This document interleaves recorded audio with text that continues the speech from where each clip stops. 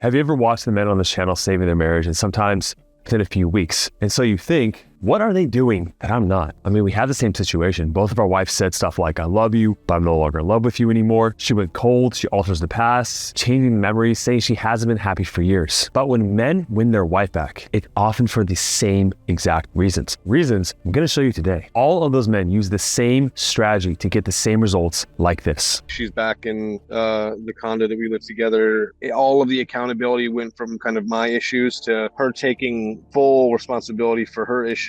And we created this incredible connection that night. It was awesome. We made love. We woke up the next day and everything was great. We did chores around the house together. She came up to me and said, I want to reconcile. I want to fix things. I want to move forward with just you. I want to be exclusive with you. I don't want any of that anymore.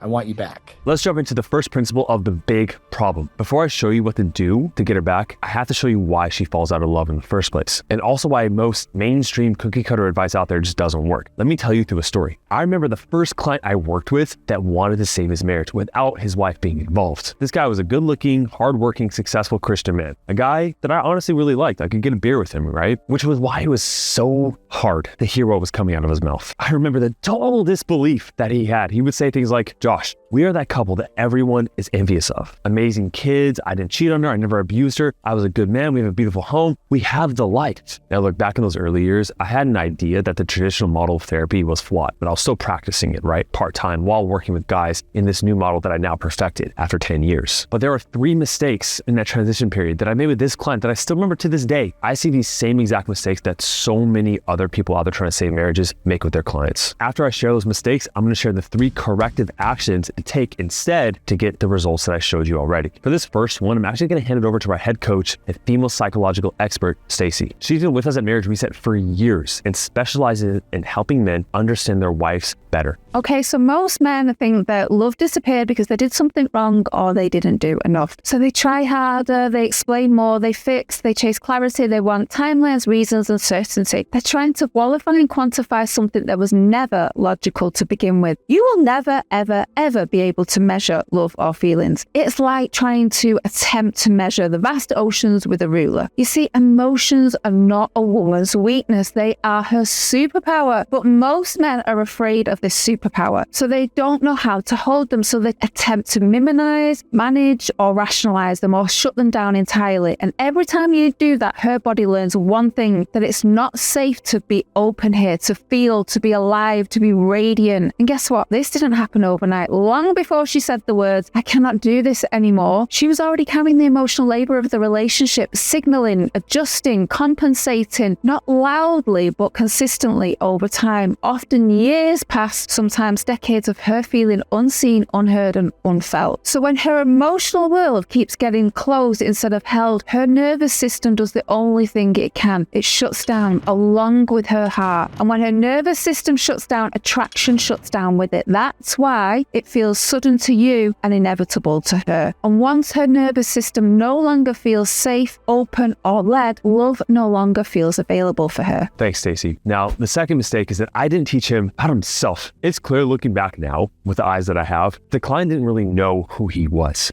He got caught in the same trap most men are stuck in. He connected his internal worth to the external things, not his true self. This came up in a lot of the statements he said, like, I provided her with vacations. I'm a great father. She just started working and now she has a nice Range Rover. And listen, on one end, I do get it, but I will show you in the corrective habit and the corrective action of this problem on the real way to develop a core confidence in yourself that is 10 times more valuable than anything that you could provide her. The third mistake is I did not teach this man how to properly love leadership. You know, most men, they come in with a victim narrative and they're focused solely on the outcome of winning their wife back. In fact, there are 2 different factors that really show the men's mindset and what leads to success versus what leads to ultimate failure. The 2 variables here are, well, you have ownership versus victimhood, and then you have process focus versus outcome focus. Now, most men, when they come into this program, they're so anxious, they're codependent, all their worth is tied up into their wife that they want to get her back as soon as possible, and they take no ownership for where they're at. What you need to get to is in the extreme opposite of both of those variables, in which you have extreme ownership over everything in the marriage and your part to where it got, and you are focused on the process of making yourself a better man, not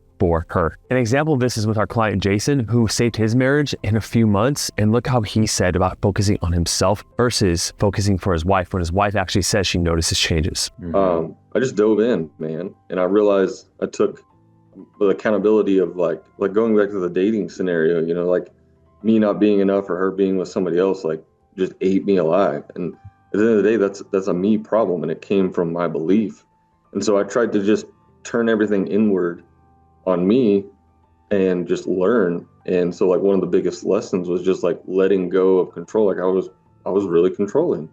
And so letting go of outcomes and like one of the brothers told me, if you have one foot in the future and one in the past, you're just gonna all over the present. And so yeah, I just had to really constantly work through letting go and forgiving and just really come to a grounded place and just be hypervigilant to stay there. Now that you know the 3 mistakes, let's jump into the first corrective action with our coach Stacy again on female psychology. Number 1, safety is the gateway to her heart. A lot of men think their wives will open up to them again if they're nice. However, she will only open up when she feels psychologically and emotionally safe with you. Safety for a woman is not comfort or reassurance. It's not consistently talking or emotionally processing. Safety is what she feels in her body when she is with you. So what do I mean by this? Women are receivers and amplifiers. This means that they will take in what is present and they will magnify it. So whatever state you are in, she is receiving you. Your calm or your chaos, your steadiness or your anxiety, your grounded presence or your inner fragmentation and turmoil. For example, when you defend yourself, shut down, dismiss her, or even just feel angry in your body, she can't help feel that too.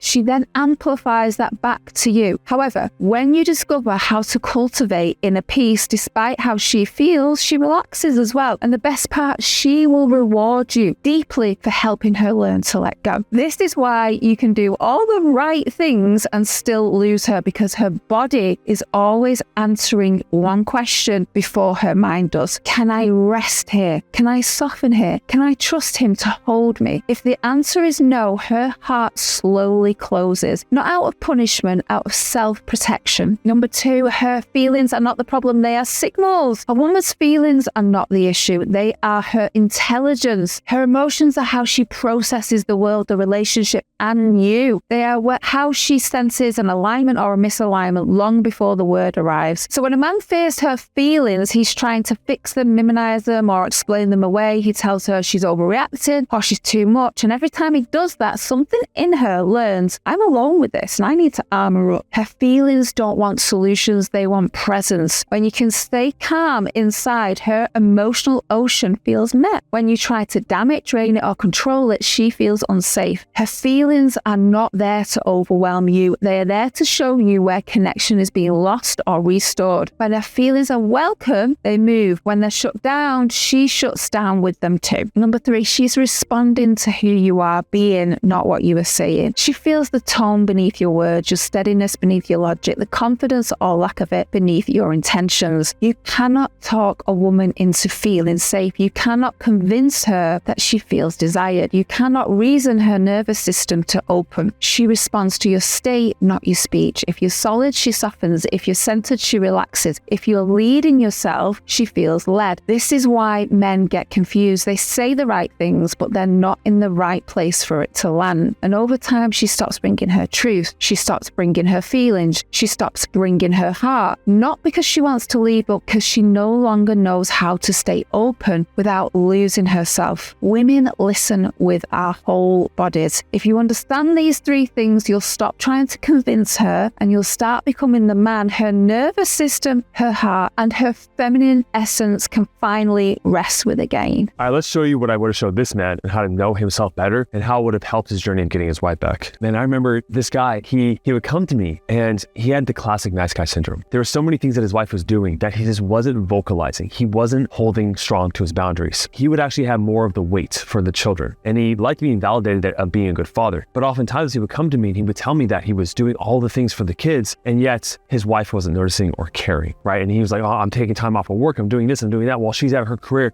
going up the ranks and all this stuff. And the thing is that he was uncomfortable expressing a boundary. And this is a common trope trope for a lot of men, isn't it? In that you have these things that she does that upsets you, that pisses you off, quite frankly, but you don't vocalize it because you want to keep the peace, because you don't want to make things worse. Well, you have to understand this. Conflict is not a bad thing. The avoidance of conflict is a slow death of relationship because it builds resentment within yourself. And she intuitively knows when she does things across her boundaries. In fact, she purposely does that so you do assert them because she wants to be the man who has strength in who he is. A lot of guys, they have this narrative like, I'm just going to take it easy. I'm going to be cordial. I'm going to, not rock the boat. I'm going to keep the peace. But what she feels is this guy has no backbone. So whatever it is in you that is afraid of conflict, you have to uncover that and establish your boundaries and assert them, because with no respect in a relationship, it'll die. So you can see here, there's plenty of different examples of how to set your boundaries and what boundaries are. I'll give a resource at the end of this video that you should definitely check out if you struggle with this. But the best way to set this process up for yourself and as fast as possible to get the respect and love that you do deserve is to set up a call with our team down below. It's a free call, getting on a call with our marriage evaluators. We're going to assess how you got to where you're at in your marriage, how things started to fall apart. And then we're going to show you our proven system and how to get her back, but only set up that call if you're fully committed and ready to make a change. So one thing before I show you an example of a boundary is that boundaries are not about controlling her behavior. It's about controlling your own. There is that's a massive difference, not a subtle difference, it's a massive difference. Let's use an example with time. Let's say you finally decided to do something for yourself and you want to go play pickleball or racquetball or something like that, right? Paddle. And your wife's supposed to come home at like 6 p.m. so she can watch the kids so you can go play and get there by 6:30, right? But she comes home late and she's like, oh, I'm sorry, office, blah, blah, blah, blah, blah. Meanwhile, you set a time with your friends and now you're missing it. Now, most men, like this client, probably would have been like, well, I just kind of went there late and I didn't want to make a big deal about it, whatever. There's an aggressive way to set your boundary. There is passive way to set your boundary, which is not setting your boundary. And then there's the assertive way, the apex way. Now, an aggressive way would be like, what the hell? Like,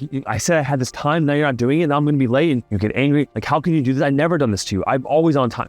You get the point, right? You get into reaction and you'll try to just unload on her. Show a lot of reactivity, anger, and weakness. Another form of weakness is saying nothing. She comes home, she's like, oh yeah, my bad. I came home a little late, work, whatever. And you're like, okay, that's fine. And then you go drive off, you do your paddle, you say sorry to the guys, you come home and you're still fuming because there's this thing that happened inside of you that you have to get out, but you're stuffing it down. The assertive way looks like this. More than anything, it's important for your delivery than the actual words you're saying. So I don't want you to fixate on the words I'm about to say, but you are calm and you say how it made you feel and then what you would like moving forward. So it looks like this. Hey, I feel disrespected that you came home late. I know that you have your reasons why, but this is a time commitment. And if the situation was reversed, I would make sure that I'm on time with you. So moving forward, what I would like is that you actually come on time. You try to make that happen so I can feel respected in this relationship. Notice how I said how I feel because of the event, what I would like moving forward, and how that would make me feel. That is a simple framework to follow, and remaining calm, and you're just stating what you want, what you need. That is the best way to set your boundaries. That is the only way to set your boundaries. As far as knowing who you are, you also need to understand your needs and your values, but we cover that in the program and in other videos on this channel. But let's get to the final corrective action of teaching you how to lead. So I spoke about the majority of men. When they first come into this program, they are in a rush to get their wife back and they are focused solely on her. The way this looks like in regards to process versus outcome, guys who are so outcome focused, one signal to us is that everything out of their mouth is about their wife. I'll get on a one-on-one call with the guy and it's just like, my wife this, my wife that, my wife this, my wife that. And I guarantee you, if I go back to that client on the calls, 90% of the time we spoke, it was about his wife. Okay, all the focus and energy was going out towards her. And again, women can sense when your energy is tied to them and dependent on them versus when you're bringing your energy back towards yourself and becoming full again. The second issue is this idea of neediness, anxiety, and speed. Now, what this looks like within guys in our program is that when they come into the program, they will immediately try to rush through the whole entire course. They'll watch the videos on double speed and they somehow think in their mind subconsciously that if I finish every video, that she'll come back. So many guys will tell them to slow down. Now, there are a lot of reasons why slowing down is so powerful, but the main reason why is because when you are slow, when you take your time, what that conveys to her is that there is no rush, there's no pressure, and that makes her feel safe. And that safety is what brings her back. So Jason, the client I spoke to today that I already showed you a clip of him, he started doing things for himself. Let me show you.